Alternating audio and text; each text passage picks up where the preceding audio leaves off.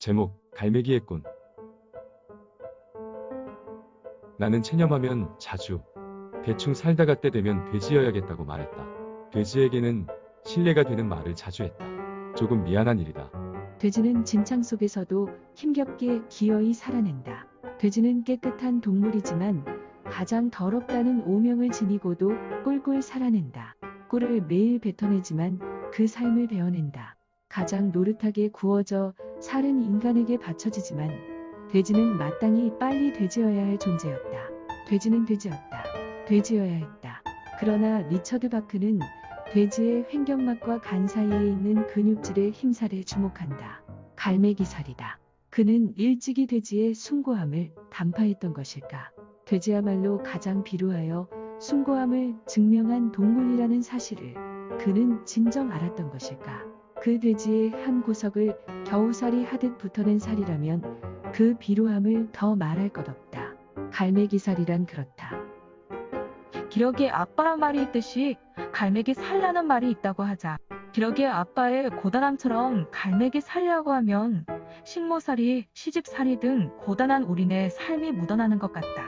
물론 이런 말은 없지만 이런 삶은 있다. 이 시대에 꿈을 꾸는 것은 사치라는 말이 있다.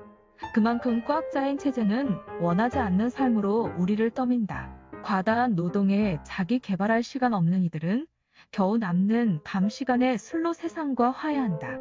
하룻밤 동안 화해하고 우리는 다시 전장으로 들어간다. 일요일마다 회개하는 기독교인들처럼 엿새의 죄와 하루의 참회는 우리의 삶이다. 습관적인 참회로는 우리의 죄를 씻지 못한다. 그럼에도 우리는 살아간다. 나는 나를 모르는 척 끝내 참외 하나를 물로 씻어낸다. 물을 틀었으니 수도세를 내야 한다. 수도 서울에 살기 위해서는 충분히 대가를 치러야 했다. 돈을 웬만큼 벌지 않으면 서울 토박이도 서울을 나가야 했다. 집은 그들을 허락하지 않았다. 수없이 많은 공간은 숫자로 매겨지고 수많은 공간에 그들의 좁은 자리 하나 마련하기 만만치 않았다. 사람들은 서울을 버티기 위해 돈을 꾸고 서울 주변을 맴돈다.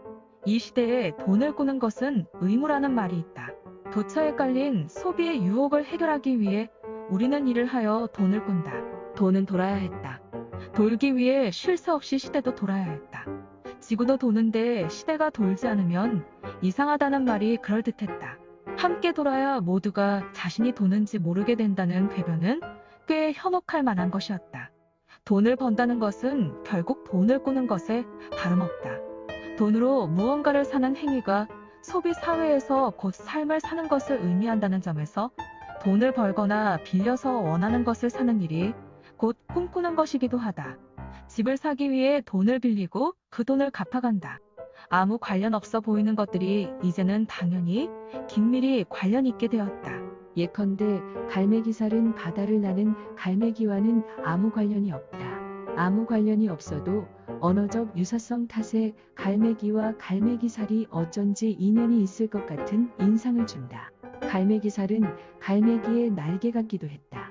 돼지는 돼지의 횡격막과 간 사이의 근육질의 날개를 숨기고 살 것만 같았다. 하지만 돼지는 날개를 펼칠 수 없었다. 돼지는 주어지는 먹이를 쉴 틈 없이 먹고 꿀꿀 단 것을 모두 토해내고는 천대받으며 수도에서 쫓겨나 지방에 붙어야 했다. 그러나 그 텃세도 이기지 못해 날개는 지방을 뚫지 못했다. 갈매기는 날개를 펴지 못하고 돼지의 비좁은 속을 꼬아야 했다. 그 공간에 들어차 날개를 펼 기회를 노렸다. 갈매기는 꿈을 꾸기 위해 돈을 꾸었다. 돼지의 속이라도 돈을 내야 했다. 그것은 돼지가 아닌 인간의 몫이었다. 인간은 돼지를 죽이고 갈매기를 꺼내줄지도 모른다. 그러고는 갈매기에게 앞치마를 쓰게 하고 돈을 꾸었으니 돈을 갚지 못하면 돈을 구우라고 말할 것이다. 갈매기는 돼지고기 집에서 일했다. 자신에게 속을 내어준 돈을 구웠다. 갈매기는 너무 미안해서 잠시 눈물을 훔쳤다. 자꾸 생각했다. 돼지가 끝내 죽임을 당한 날, 도살장에서 인간은 갈매기를 꺼내기 위해 돼지의 살을 베었다. 피가 다리를 타고 흘러 족발을 적셨다. 갈매기는 그때 돼지를 처음 보았다. 돼지는 비명을 지르며 놀란 눈을 하고 있었다. 갈매기를 알아보지 못했다. 갈매기는 고개를 돌렸다.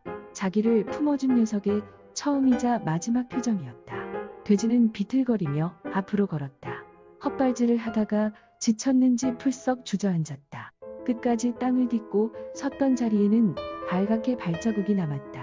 갈매기는 기침을 하며 고개를 돌렸다. 고기가 타는 바람에 연기가 눈을 맺게 했다.